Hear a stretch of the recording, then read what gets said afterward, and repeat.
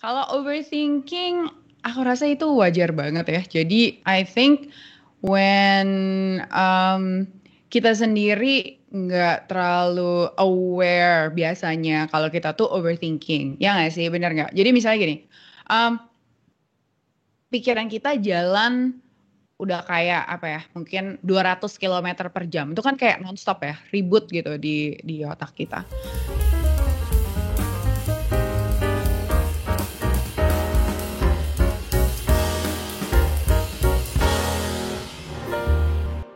Oke, halo semuanya. Ketemu lagi dengan saya, Farina Situmorang di Catalyst Talks yang hari ini agak beda. Ini kayak series baru kita gitu ya. Jadi aku hari ini akan ditemani oleh Johanna Indira. Hai Indira. Halo semuanya, nice to meet Nah, you. hari ini sebenarnya diskusinya lebih santai. Kita tuh pengen ngebahas pertanyaan-pertanyaan apa yang banyak ada di kepala teman-teman yang masih muda-muda. Kalau aku masih muda, tapi nggak semuda Indira pastinya, ya kan? Mungkin untuk teman-teman yang ini mungkin baru lulus kuliah, atau mungkin mahasiswa tingkat akhir, atau baru pertama kalinya punya kerjaan, ya karir-karirnya masih awal gitu ya.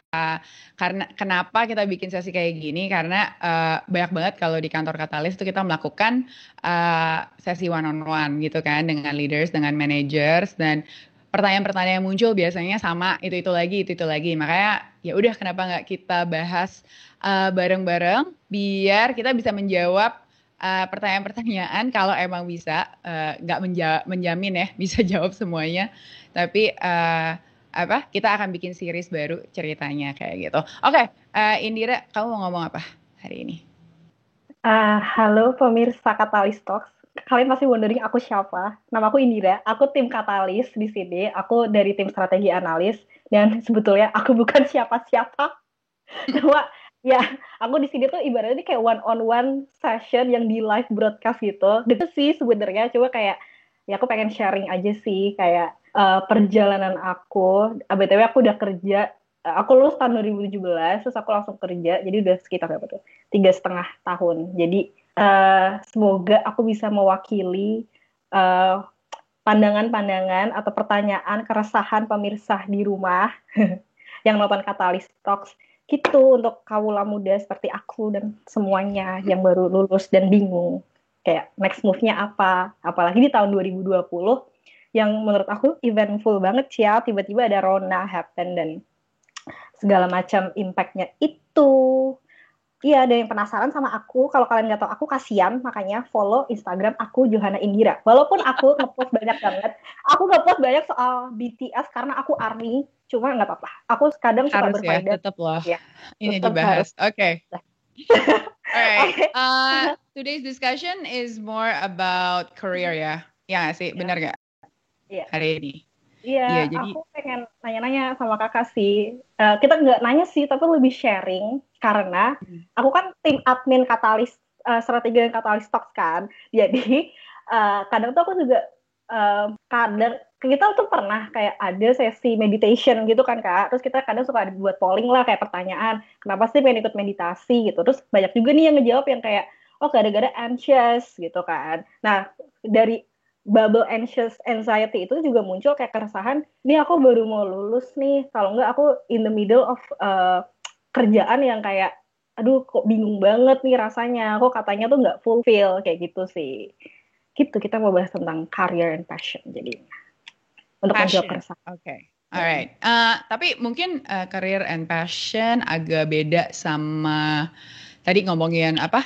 Anxiety sama ya mungkin overthinking itu agak agak sedikit beda ya. Jadi mungkin kita mulai dari anxiety sama overthinking dulu ya.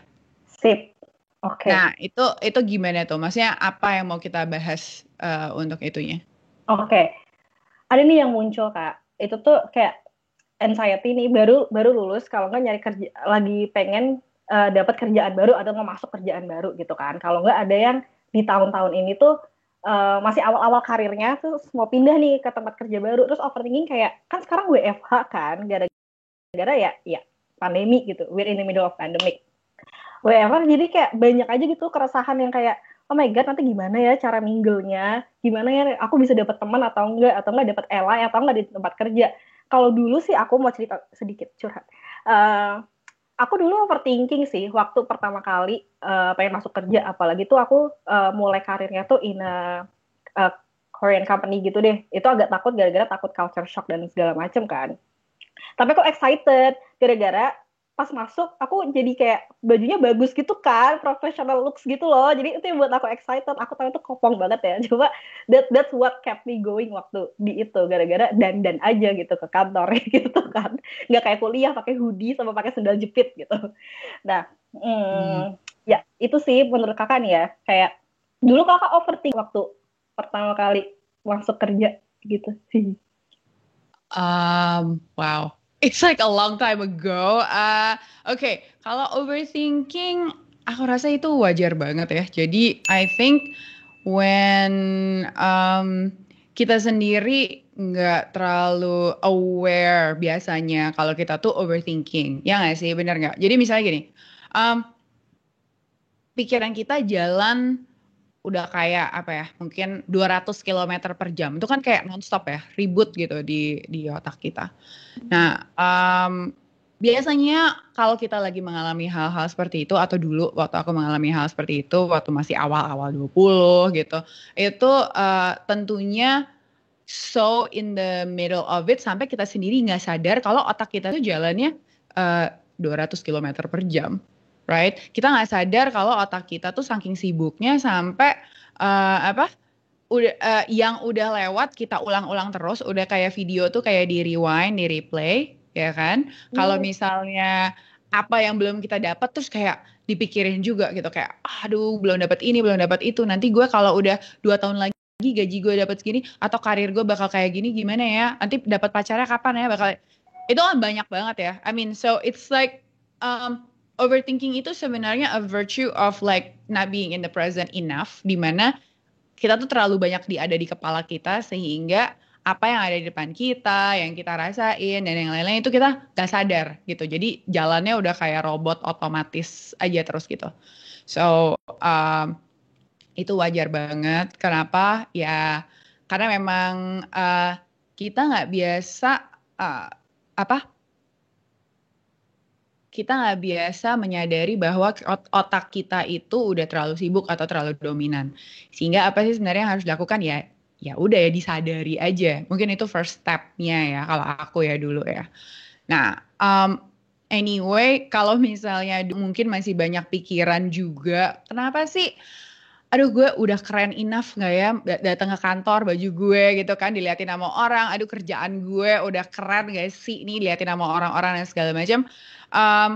Itu pastinya ada, apalagi waktu masih awal-awal karir. Karena kita tuh kayak di masa awal-awal karir tuh masih butuh banyak external validation, ya kan? Masih belum terlalu pede. Abis itu masih banyak harga atau self-esteem atau self-worth kita itu memang datangnya dari luar dan bukan dari dalam. Kenapa ya?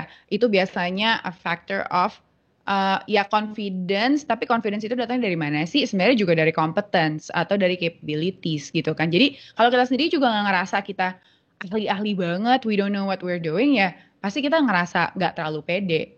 So a good way to handle that is to actually learn gitu kan, untuk belajar lebih banyak lagi. Abis itu kita juga mengetahui lebih banyak, kita lebih banyak membuka diri, ngomong sama orang, and dan sadar aja kalau emang kita nggak tahu apa-apa. Jadi it's okay gitu loh. And the moment you actually do that, dan kita tuh jadi nggak terlalu banyak narik diri dan kayak menutup lagi. Dan juga kita nggak terlalu banyak terlalu banyak di pikiran kita. Karena biasanya itu sih yang bikin malah tambah parah gitu. Nah mungkin tadi Indira bilang ini ya kalau misalnya kita lagi WFH gini gimana gitu kan. Ini kan ya kamu tahu sendiri kita kan ada beberapa anak baru nih di kantor, bener gak? Yes. Dan mereka nggak pernah ketemu sama kita sama sekali. Kalau kamu kan kita udah pernah ketemu sebelum kita harus WFH gitu kan. Jadi so sekarang mereka cuma ketemu kita kalau kita lagi Zoom call gitu kan, lagi meeting, conference calls aja gitu. Of course itu interaksinya akan sangat beda dengan orang-orang yang kita tiap hari ketemu, kita ngelihat, kita ngajak makan, abis itu pasti aja ada interaksi di kantor kan, kayak lagi bikin kopi, abis itu ngobrol-ngobrol, yang kayak gitu Musik nggak? country gitu, kangen gak? Apa tuh kalau di kantor ada kangen banget sama suara galon. Nggak tahu kenapa. Ya, terus ada yang pasang musik. Lu suka lagu Iya, itu? You know, like all iya. these little things itu kan build relationship and build connection ya. Nah, sementara kalau misalnya Zoom atau Skype atau whatever lah yang kita pakai, itu kan biasanya ya nggak selalu, tapi biasanya interaksinya sangat efisien dan lebih dicoba lebih efisien, nggak buang-buang Iya. waktu gitu kan. Jadi Udah ada ada bedanya. hal-hal ya hal-hal yang lain itu jadi hilang gitu that form of interaction. Ya mungkin akan lebih efisien, lebih produktif, lebih efektif gitu. Tapi juga we lost a lot of that connection building and relationship building with other people atau interaction gitu ya. Yang sebenarnya kita pikir ya mungkin dulu nggak terlalu valuable, tapi sekarang we know that those are the things that build relationships, right? Nah, tapi sebenarnya kalau dulu sebelum aku ya waktu awal karir aku tentunya tidak ada WFH, semuanya masih dunia masih normal gitu ya, masih ya which we don't know if we ever gonna go back there. Tapi dulu waktu di awal karir aku memang purposefully ya selain mencoba build interaction dengan orang-orang yang ada di sekitar ya. Cuman one of the ways I did it is that aku dulu berusaha untuk get out of my bubble untuk benar-benar belajar dari orang lain yang udah lebih lama ada di kantor itu gitu. Jadi kalau dulu waktu awal-awal masuk ke kerjaan baru, biasanya aku tuh akan schedule kayak boleh nggak kita kayak ngopi atau makan siang bareng sama tiap orang yang ganti-gantian gitu. Abis itu mungkin juga nggak dari grup yang sama, tapi biasanya mulai dari manajer aku dulu, and then teman-teman yang ada di grup, habis itu baru di tim-tim lain itu juga diajak ngomong gitu, diajakin ketemuan, terus we build like one-on-one relationship dari situ gitu.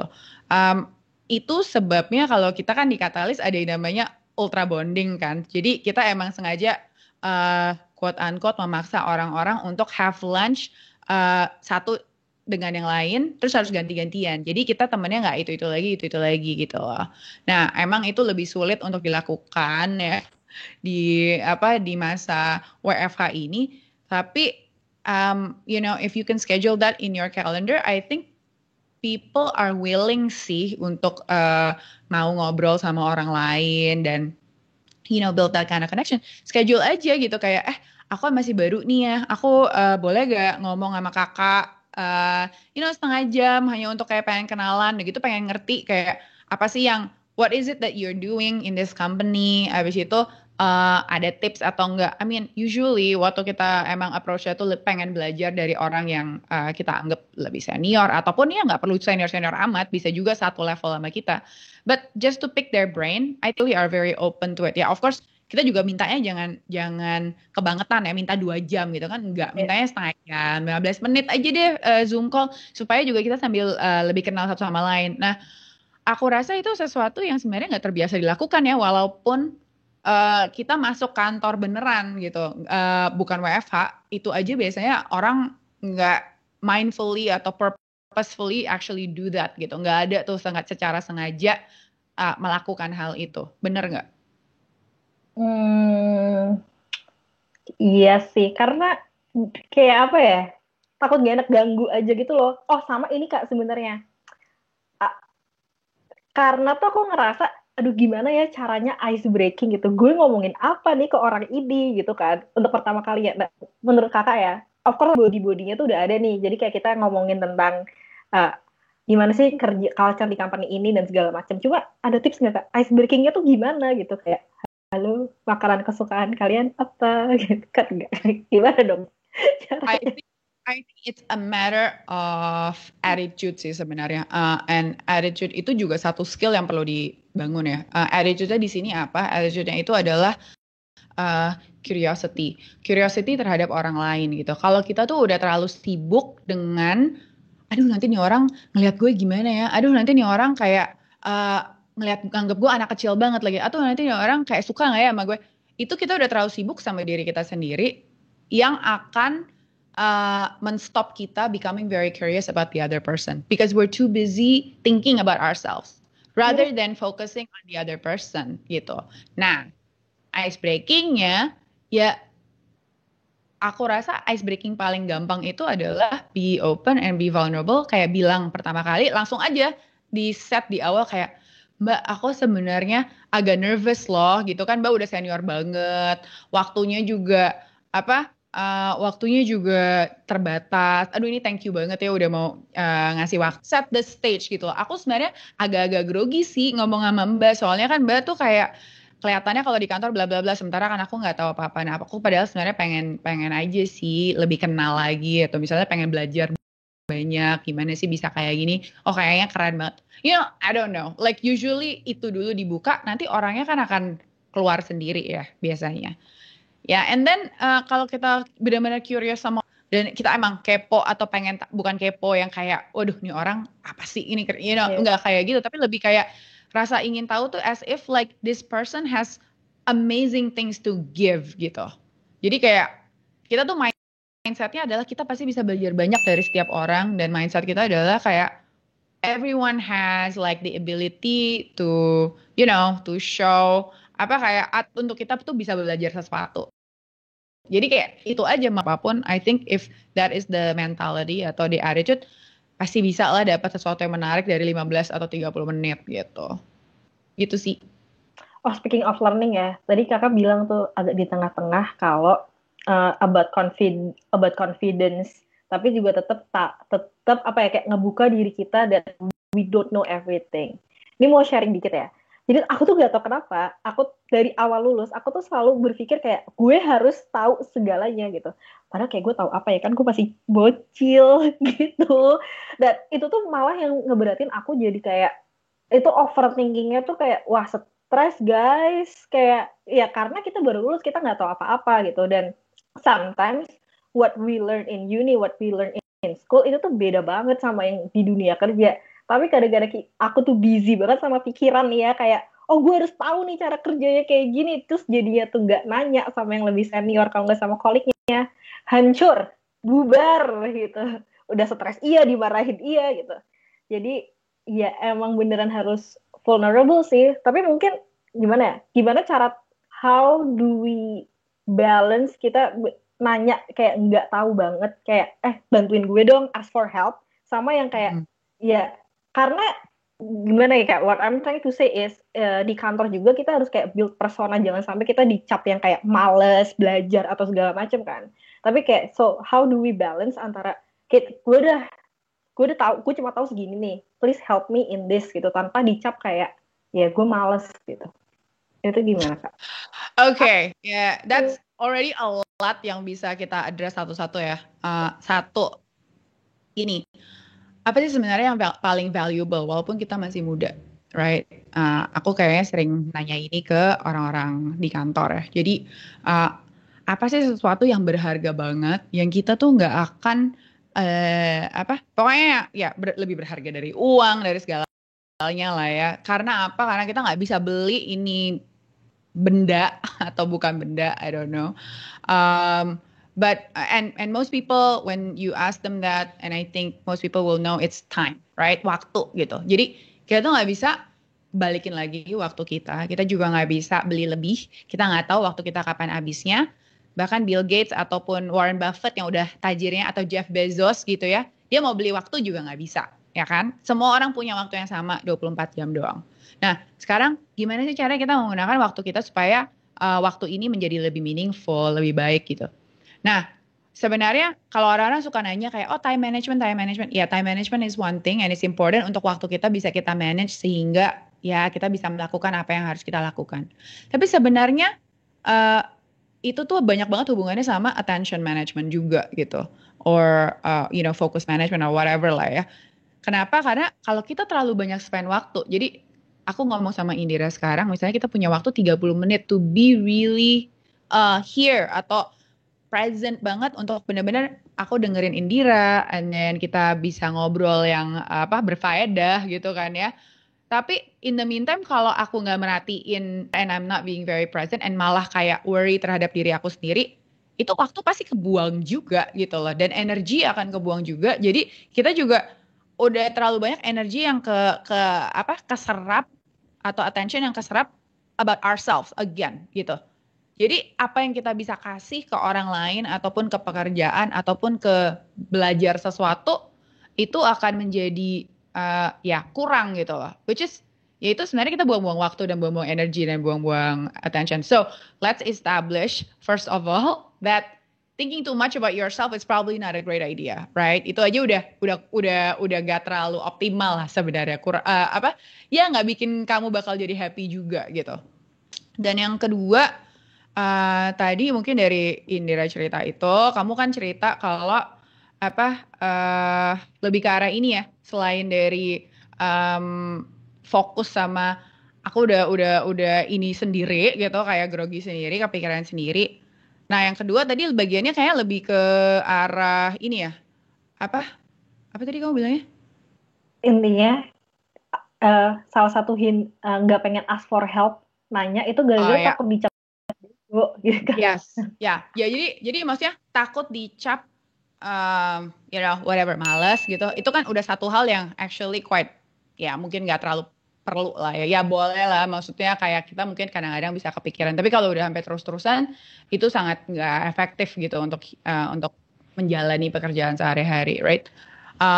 So when you realize that, nah sekarang kan tinggal kayak kapan cari bantuan atau kapan gue bisa belajar sendiri sampai nemuin jawabannya Ya. gitu kan. Knowing that gue anak baru yang belum tahu apa-apa sebenarnya, right? Nah ini memang benar, ini ada yang namanya balance antara satu, tentunya hampir semua bos atau semua manajer, semua kerjaan itu suka sama orang-orang yang resourceful gitu kan.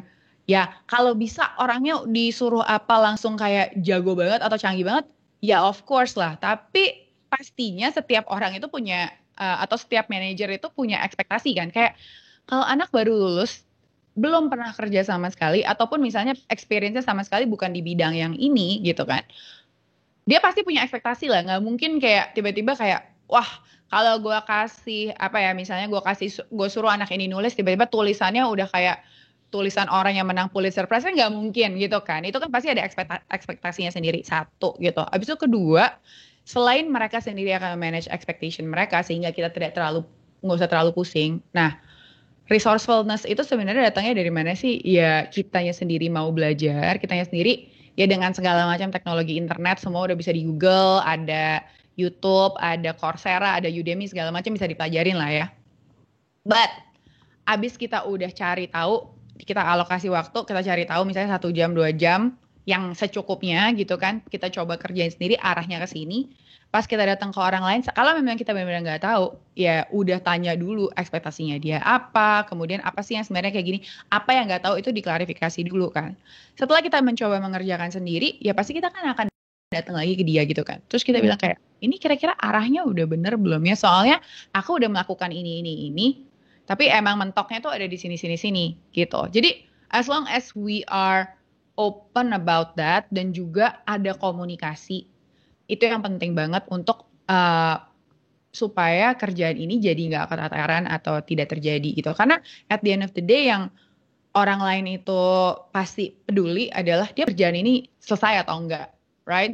Nah, kadang-kadang aku tuh ngelihat anak-anak yang baru lulus itu udah takut duluan. Mereka tuh takut kayak kerjaannya tuh nggak sempurna atau nggak bagus gitu ya. Terus kasih lihat tuh kayak, wah udah kayak pusingnya tuh mungkin udah seharian. Begitu dikasih lihat tuh kayak harus sempurna banget. Instead of misalnya waktunya 1 hari, ya 3 jam pertama mungkin dia tanya dulu, aku udah melakukan ini loh, researchnya udah segini, ini hasilnya gini, kira-kira ini arahnya bener nggak? Kalau bener ya udah tambah lagi misalnya 2 jam kemudian udah nyampe sini. Kalau misalnya completely salah gitu, bisa aja ya, misalnya tiba-tiba kayak, wah ini mah nggak bisa dipakai sama sekali. Jadi orang lain gitu di tim membernya atau leadernya atau manajernya pasti dia akan bilang kayak, wah ini arahnya bukan kayak gini, dan ada waktu lagi kayak 7 jam untuk ngerjain misalnya gitu kan. Jadi jangan kayak give it to the last minute, nggak pernah nanya sama sekali, nggak ada komunikasi, tiba-tiba jam terakhir udah tinggal deadline-nya, tinggal setengah jam kemudian dia review, habis itu semuanya nggak bagus gitu misalnya, atau misalnya nggak sesuai ekspektasinya dia sama sekali lah. Itu sih sebenarnya that is like a question of like managing expectation atau dan juga communication gitu loh. And that is the balance. Ya of course kalau udah belajar sekali 2 kali, ya hopefully kan makin lama makin bisa. Ya. Itu sih.